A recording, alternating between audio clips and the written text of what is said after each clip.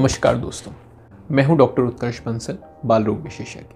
बहुत सारे पेरेंट्स की क्वेश्चंस होते हैं कि मेरे बच्चे की लंबाई सही बढ़ रही है क्या नहीं, क्या मेरा बच्चा और बच्चों से छोटा रह जाएगा, या उनको ऐसा लगता है कि उनका बच्चा क्लास में सबसे छोटा है हाइट में। इस तरह की कई सारी समस्याएं उनके मन में होती हैं। तो आइए अब बात करते हैं बच्चों की हाइट के बारे में। बच्चों की लंबाई किस उम्र तक बढ़ती है? कुछ समय होते हैं जिनको ग्रोथ स्पर्ट्स बोला जाता है, जिस समय पे लंबाई तेजी से बढ़ती है, जैसे शुरुआती 2 साल। इस समय में बच्चे की लंबाई काफ़ी तेजी से बढ़ती है। बच्चे अमूमन 50 सेंटीमीटर के आसपास लंबाई के पैदा होते हैं और पहले साल में वो करीब 25 सेंटीमीटर तक लंबाई बढ़ाते हैं। दूसरे साल में ये लंबाई इससे आधी हो जाती है और करीब 12.5 सेंटीमीटर होती है। 2 साल के बाद बच्चों की लंबाई थोड़ी स्लो बढ़ती है, लेकिन करीबन 5 सेंटीमीटर से ऊपर हर साल बढ़ती रहती है। लेकिन जब बच्चे किशोरावस्था में कदम रखते हैं, यानी करीब 10 साल से ऊपर हो जाते हैं, उस समय लंबाई तेजी से बढ़ना फिर से शुरू होती है। तो इस दौरान में बच्चे अपनी एडल्ट लंबाई को करीबन लड़कियों में 14-15 साल की उम्र तक का पहुंच जाते हैं और लड़कों में ये लंबाई 17-18 साल तक की उम्र तक पहुंचती है। तो ये बहुत ही महत्वपूर्ण समय होता है जिस समय बच्चे अपनी लंबाई सबसे ज़्यादा बढ़ाते हैं, और ये समय होता है जिस समय माता पिता को ध्यान रखना चाहिए क्या उनका बच्चा सही से बढ़ रहा है। अगर माता पिता दोनों लंबे हैं और बच्चे की लंबाई उस हिसाब से कम है तो उसके पीछे जांच जरूर होनी चाहिए। हम ये कैसे पता कर सकते हैं कि बच्चे की हाइट एज के हिसाब से सही है?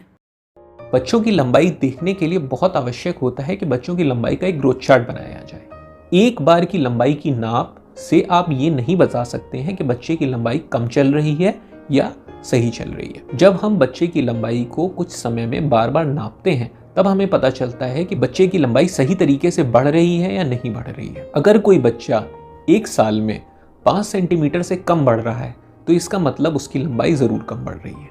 ऐसे बच्चों की प्रॉपर जांच होनी चाहिए और उनका इलाज किया जाना चाहिए। क्या बच्चे की हाइट बढ़ाने के लिए उसे सप्लीमेंट्स दे सकते हैं?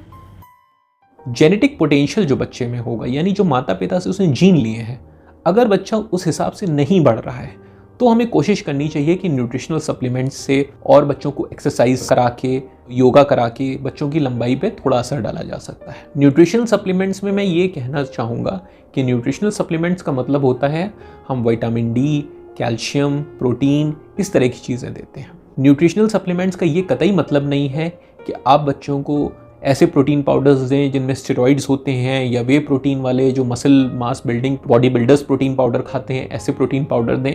इन सब चीज़ों से बच्चों को कोई फ़ायदा नहीं होगा। ऐसी दवाइयों का मार्केट में प्रचलन है जो कि बहुत तेज़ी से लंबाई बढ़ाने का दावा करती हैं। ऐसी दवाइयाँ किसी भी ट्रायल में सक्सेसफुल नहीं हैं और इन सब का इस्तेमाल करना घातक भी हो सकता है, इनके नुकसान भी हो सकते हैं और इनके बारे में बहुत ज़्यादा पता भी नहीं होता है। कृपया इस तरह के भ्रामक प्रचारों से बचें, इस तरह की दवाइयाँ अपने बच्चों को ना दें। मुझे अपने बच्चे की लंबाई कम लगती है, मुझे क्या करना चाहिए?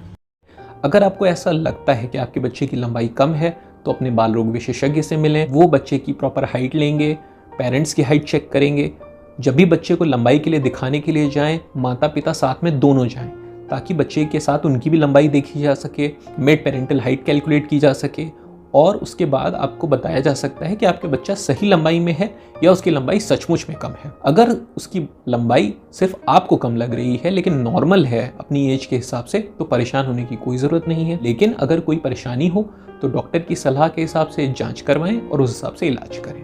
धन्यवाद दोस्तों।